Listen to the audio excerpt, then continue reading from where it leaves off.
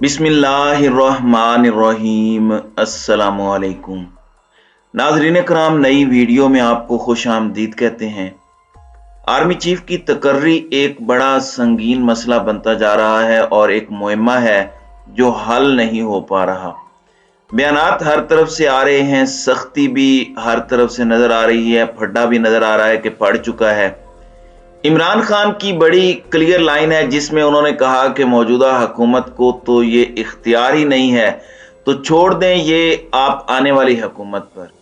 मैंने आपको कल भी बताया था कि अब पीपल्स पार्टी ने हिदायत की है राजा अशरफ को कि पीटीआई के लोगों के इस्तीफे मंजूर ना किए जाएं। लेकिन जो बड़ा एक बम शेल है, जो बड़ी खबर है, वो ये है कि हुकूमत कुछ कवानीन में तरमीम कर रही है, इस कानून में तरमीम कर रही है, इस शिक में तरमीम कर रही है जिसका ताल्लुक आर्मी चीफ की तैनाती से है। और इससे अभी तक जो कानून है वो बड़ा मुख्तलिफ है। मैं पहले आपको वो बता दूं ताकि आपको सारे मामले की समझ आ जाए।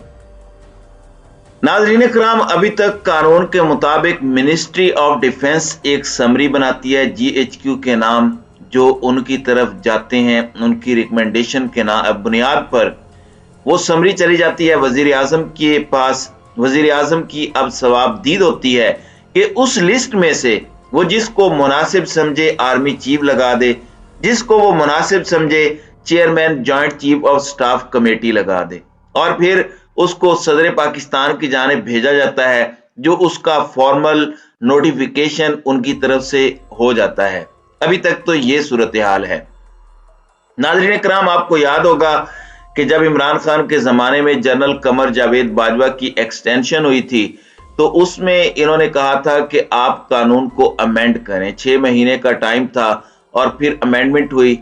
अब ये क्या कर रहे हैं कि ये जो 1952 का जो पाकिस्तान मिलिट्री एक्ट है उसमें अब ये दोबारा तब्दीली कर रहे हैं, उसको तब्दील करने जा रहे हैं। ये जो सारा प्रोसेस है इसको अब ये खत्म कर देंगे और वजीर आजम सिर्फ एक नोटिफिकेशन के जरिए ऑर्डर कर सकेगा और ये प्रपोज्ड अमेंडमेंट है वो कर सकेगा, और उसमें रीअपॉइंट की जगह ये लफ्ज रिटेंशन यूज कर रहे हैं, यानी रिटेन करना और सिंपल नोटिफिकेशन करना। सिर्फ वजीर आजम हाउस की तरफ से एक ऑर्डर आ जाएगा और किसी भी सीनियर अफसर को रिटेन कर लिया जाएगा। अब इसमें बड़ा कैच है। मैं आपको थोड़ा पहले कानून का बता देता हूं कि पीपीए 1952 इसका सेक्शन है 170 जो basically power to make rules से डील करता है। उसका सब सेक्शन है 2A और उस क्लॉज में वो रिलीज की बजाय रिटेंशन का वर्ड यूज कर रहे हैं और रिजिग्नेशन के वर्ड को भी तब्दील कर दिया गया है। तो ये अब एक नोटिफिकेशन की एक शक्ल होगी, उसके बाद वजीर आजम को किसी भी चीज की जरूरत नहीं पड़ेगी। अब बड़ा सवाल यह है कि क्या ये जो इख्तियार विफाकी हुकूमत लेने की कोशिश कर रही है ये किसको रिटेन करना चाहते हैं।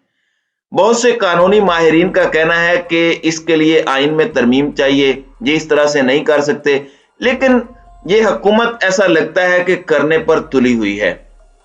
और 2 ऑफिसर्स हैं इस वक्त, एक तो जनरल कमर जावेद बाजवा जिन्होंने रिटायर होना है 29 तारीख को, दूसरे अफसर हैं जनरल आसिम मुनीर जिनके बारे में नून लीग के लोग ये कह रहे हैं कि अब उन्हीं को आर्मी चीफ बनाया जाए और वही सीनियर है, उनको भी वो रिटेन कर सकते हैं सिंपल एक नोटिफिकेशन के जरिए से।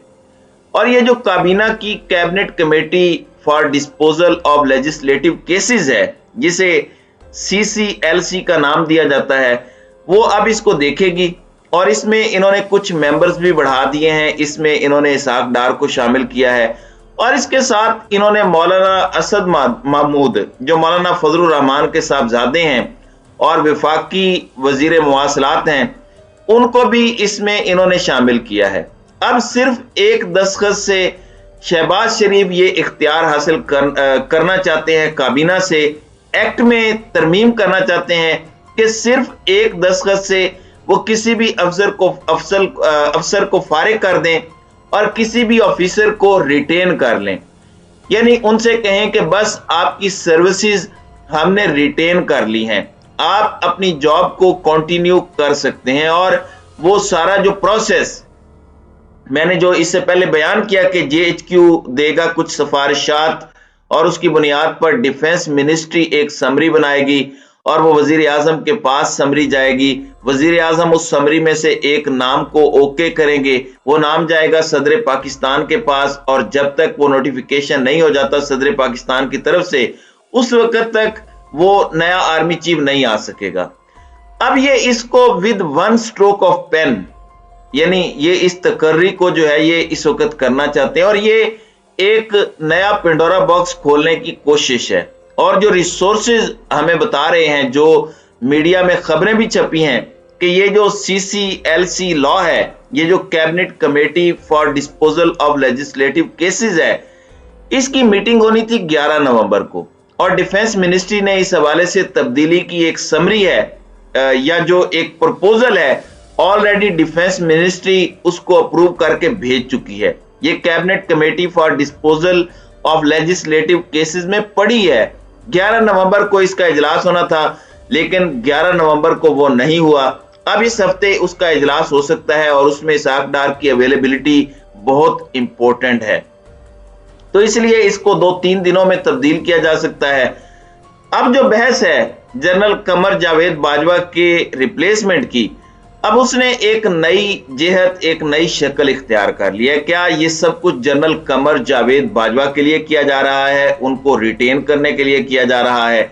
यानी अगर वजीर आजम एक नोटिफाई कर देते हैं इस अमेंडमेंट के बाद, एक्ट में तब्दीली के बाद, कि मैं चाहता हूं, मैंने उनकी सर्विस रिटेन कर ली है, तो ये बात खत्म हो जाएगी कि एक्सटेंशन जनरल बाजवा ने मांगी है या नहीं मांगी, क्योंकि इस वक्त वो अलविदाई दौरों पर हैं और ISPR उनकी खबरें चला रहे हैं, और ये बार बार रिक्वेस्ट की जाती है कि उनकी इस खबर को जरा नुमाया करके चलाएं कि वो अपने अलविदाई दौरों पर हैं। तो बहुत सारे लोग पहले ही ये कह रहे थे कि गेम इज नॉट ओवर।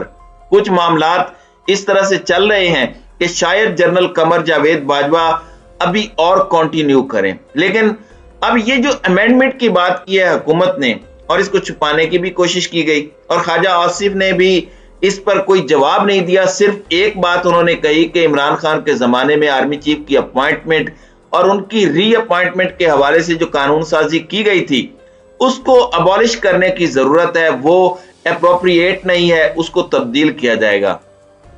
तो उन्होंने एक तरह से इसको कंफर्म कर दिया कि ये मूव चल रही है। अब क्या ये जनरल आसिम मुनीर का एलिजिबल बनाने के लिए ये किया जा रहा है? क्या ये जनरल कमर जावेद बाजवा को ही एक्सटेंशन देने के लिए है?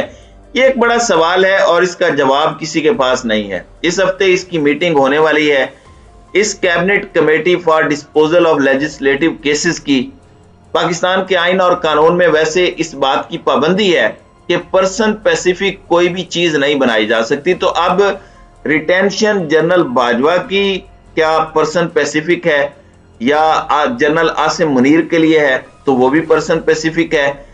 अब बड़ा सवाल यह भी है कि क्या यह अदालतों में चैलेंज हो सकेगा, और फिर इससे भी बड़ा सवाल यह है कि क्या हमारी अदालतों में इतनी गुंजाइश है, इतनी हिम्मत, इतनी ताकत मौजूद है कि वो इस हवाले से कोई बात कर सके।